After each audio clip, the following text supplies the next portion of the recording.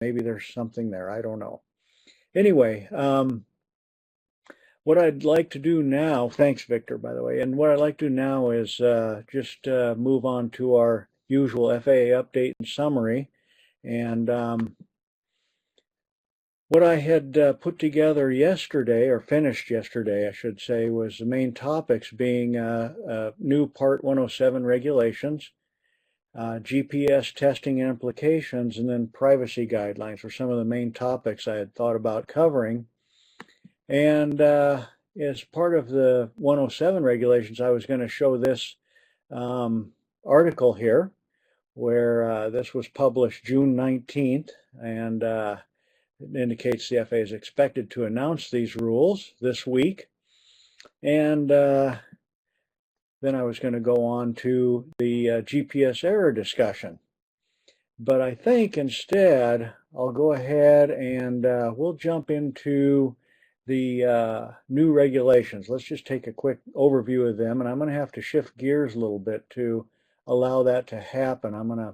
Hopefully this will work. I haven't done this except maybe one time, so I'm going to try to bring up my desktop here.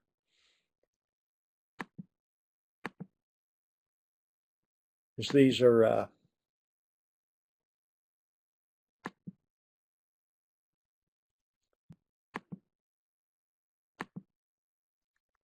fairly new, well, just today, regulations, and so I'm trying to patch in a little bit of a program to highlight these new regulations. So instead of doing the GPS testing implications and privacy guidelines, I'm going to jump right to the regs that were published today. Keep in mind, they do become effective in 60 days, so they're not quite ready for use at this point in time. So let's just take the last few minutes of the webinar and get a brief overview of these published regulations. One is the standard weight criteria, and unmanned aircraft need to weigh less than 55 pounds to qualify under these regulations.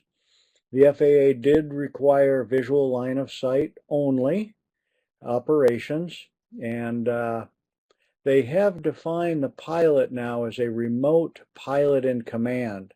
Under the proposed rules, they were calling that individual an operator.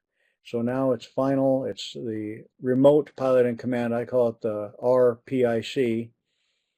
And also the person manipulating the flight controls would need to keep the unmanned aircraft system in a visual line of sight if it's not the pilot in command.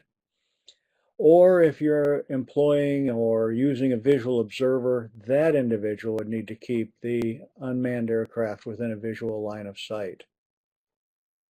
So then they go on to kind of clarify this a little bit in the regs. At all times, the aircraft must remain close enough to the remote pilot in command and person manipulating the flight controls such that those people are capable of seeing the aircraft with vision unaided by any device other than corrective lenses. So you can't get out the binoculars and try to get that thing further out there. It has to be with the eyes corrected by lenses.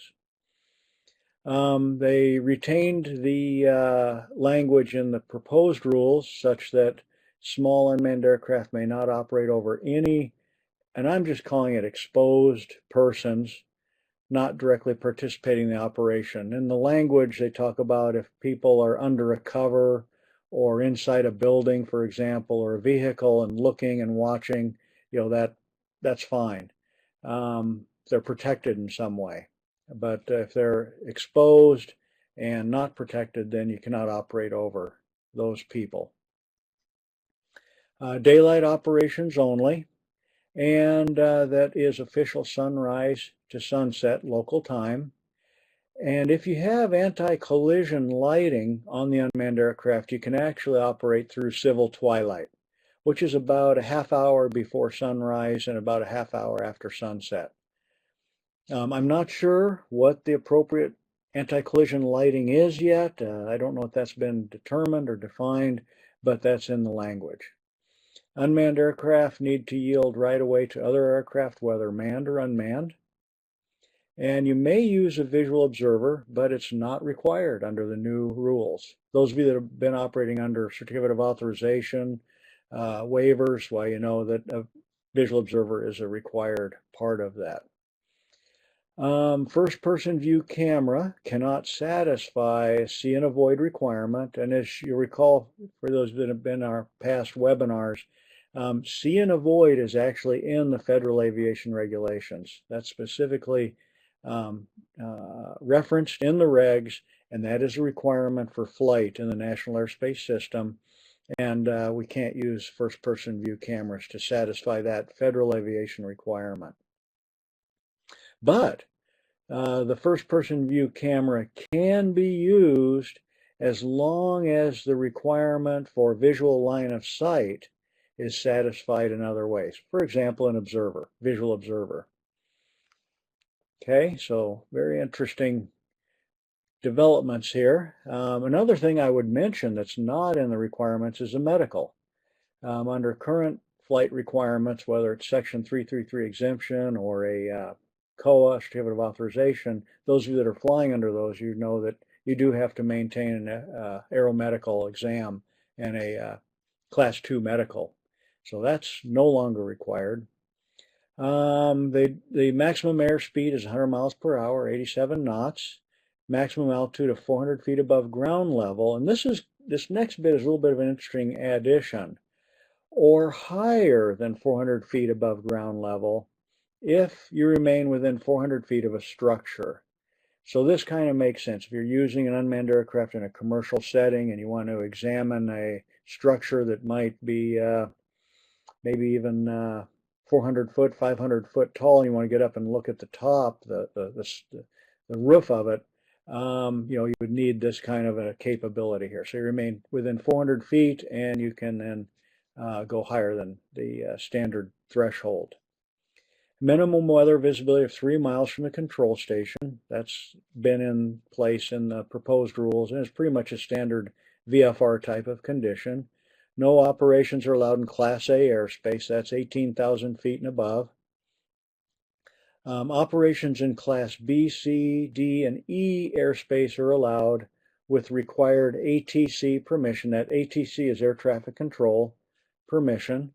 And that's still a little bit unclear to me exactly what that means. You call, for example, Class D airspace, call a control tower and asked to operate in that space. Class E is a little more nebulous to me. I'm going to look into that some more. How do you get ATC permission for Class E airspace? Class G airspace is allowed without any air traffic control permission. So Class G is considered kind of a lot of times considered the go for it airspace, G, go. So that's allowed. They do have a restriction on one unmanned aircraft operation at a time for an individual as a remote pilot in command or a visual observer. No operations from a moving aircraft, and no operations from a moving vehicle unless the operation is over a sparsely populated area. That's kind of an interesting little add-on there that they made in the final rules that was not in the proposed rules. So they're giving a little bit of latitude if you're in a sparsely populated area. No careless or reckless operations, and no carriage of hazardous materials. In terms of the airframe itself, it requires a pre-flight inspection by the remote pilot in command, and the pilot in command should not operate if they have any reason to know of any physical or mental condition that would interfere with safe operations. There's a little bit of language in the new rules about foreign registered small unmanned aircraft systems. So if you bring in a system from, let's say, Japan, for example, how would that fly or work here in this country? And they're allowed under Part 107 if they satisfy the requirements of Part 375 of the federal regulations, which is geared toward navigation of foreign aircraft in our national airspace system. External load operations are allowed, so you can attach objects to the aircraft, if the object being carried is securely attached and does not adversely affect flight characteristics or control. That makes sense. You can add on objects now. That's nice add-on. And here's kind of an interesting and a really important part of the regs, where they specifically state that transportation of property for compensation or hire is allowed under these regulations, provided that the aircraft meets the weight requirements, 55 pounds total with payload, cargo, aircraft, fuel, everything. The flight is conducted within visual line of sight and not from a moving vehicle or aircraft. And the flight occurs wholly within the bounds of a state and does not involve transport between, and then there's some language here about Hawaii and the District of Columbia and territories or possessions of the United States. So here it is for compensation or hire is allowed with some of these sub-criteria being met. You have to stay within the bounds of a state. Doesn't look like you can cross state lines if you're operating for compensation or hire. Let's see, most of the restrictions discussed are waiverable if the applicant demonstrates that his or her operation can safely be conducted under the terms of a certificate of waiver. And they're going to be opening up a new web portal to apply for waivers under these regulations. I should say I mean the FAA. Pilots of small unmanned aircraft systems are considered remote pilot and command. Now, in terms of getting your certificate, and there is going to be a certificate required, you either hold a remote pilot airman certificate with a small UAS rating to fly an unmanned aircraft, or be under the direct supervision of a person who does hold a remote pilot certificate. So you can either hold the certificate or be under the direct supervision of someone that does hold that certificate in order to fly. To qualify for a remote pilot certificate, a person would need to demonstrate aeronautical knowledge by either passing an initial aeronautical knowledge test at an FAA-approved knowledge testing center. And by the way, these regulations I mentioned earlier don't become effective for about 60 days, and that's the time that they're going to be putting into getting these exams deployed out to the testing stations and getting them set up and running and operational. Or the individual who holds a Part 61 pilot certificate, other than student pilot, and has completed a flight review within the previous 24 months, can complete a small unmanned aircraft system online training course provided by the FAA. So if you have a current pilot certificate and you're current with your biannual flight review, you just complete a training course and you're now a unmanned aircraft system pilot. Any pilots will need to be vetted by the TSA and need to be at least 16 years old. The original notice of proposed rules held the age at 17, so they lowered that by 1 year. Also, the rules include language on logistics for obtaining the remote pilot certificate. How do you actually go about getting it? What steps do you take? What forms do you fill out? As well as implications for foreign unmanned aircraft certificated pilots. So the remote pilot in command will be required to pass a recurrent aeronautical knowledge test every 24 months, similar to a flight review for a piloted certificate holder. They need to make available to the FAA upon request any sort of inspection or testing for the small unmanned aircraft system, associated documents and records that are required to be kept under the proposed rule. The pilots are required to report an accident to the FAA within 10 days of any operation that results in at least serious injury, and that's at this point not real well defined, loss of consciousness, or property damage of at least $500. So they did set a threshold on property damage in this case. And that does not include the aircraft itself.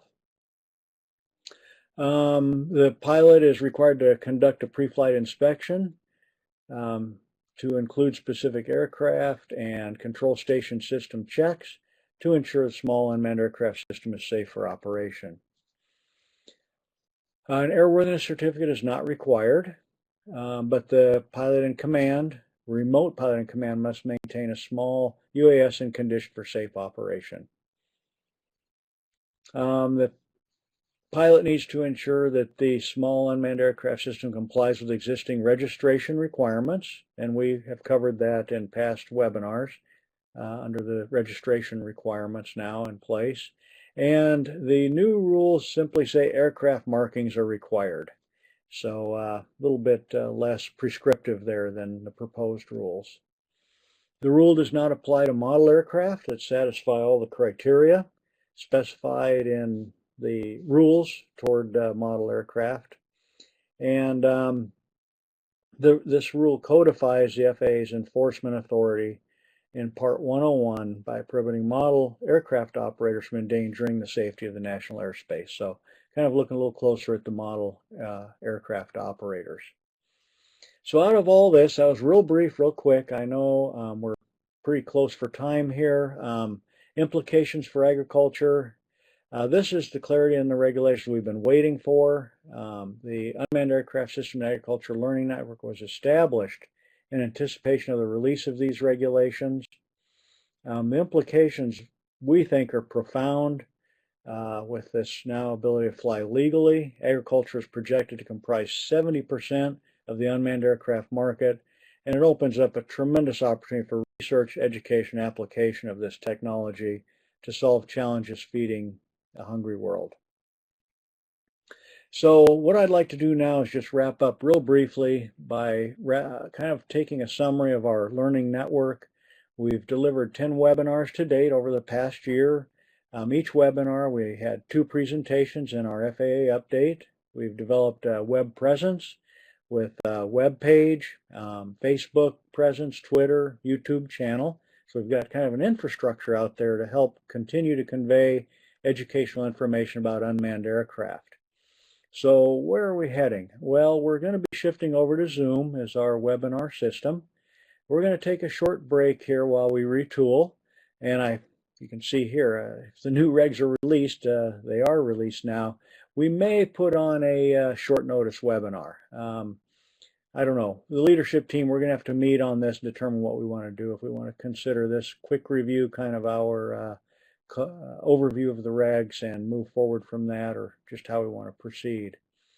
We, at this time, are looking for our next webinar in September. I'd like to thank eExtension for the support in delivering these 10 webinars and developing the infrastructure. I'd like to thank the Learning Network leadership team and the program manager, Susan, for all their great efforts in bringing this information forward as it's evolved. I'd like to wrap up with the classical saying and farewell, blue skies and tailwinds, but I can't really do that because I do have a few more items I need to cover in our webinar. Let me go back now and bring up the original webinar here. Let's see here. Should be coming up. And let's see. I'm not sure, Jeannie, did I do something wrong? There we go. Okay. So now I'm going to have to forward through what I was going to do, which was cover some privacy materials that were referenced already, and mention just in closing that we do have a workshop coming up July 27th in Little Rock. That's going to be put on for the National Association of County Agricultural Agents conference, and this will be educational and hands-on, along with flight simulators and such. We're really excited about that. Jim Robbins and